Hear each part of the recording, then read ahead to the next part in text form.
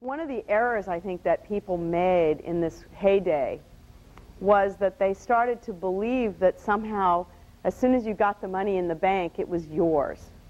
You know, I remember when I raised venture capital, and it was my first round was in '89, and I raised money from Ann Winblad and Tim Draper. You know, I was Hummer Winblad's very first investment, and it was a little over $1 million. I remember putting it in the bank and thinking, I got to get that money back before I ever get to see a dime. All that money and all the appreciation that comes with the terms had to be paid back before I ever got to have any money. So I had a number I used to keep on my wall, and the number was the amount of money the company had to be worth in order to clear all the hurdles and get the common to equal the preferreds. That was my number, and I knew that if I didn't get the company to be worth that number and couldn't get a liquidity event to happen above that number, the venture capitalists were going to get a disproportionate share because they had put dollars in, and that's the way it works.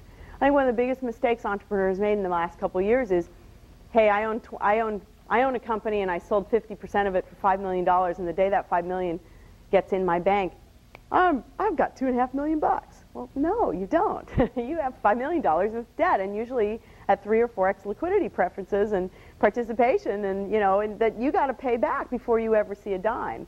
And that money is very dear and very precious, and that's why I would caution everyone that terms are more important than valuation. And recognizing that that money is, yes, it's risk capital, and yes, it's okay. You know, we're in the business that we intend that many of our investments will be lost and we won't ever see that money again.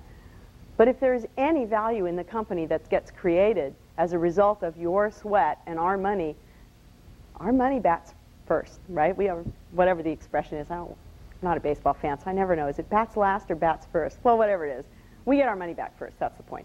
So just pay attention to that when you go into these things.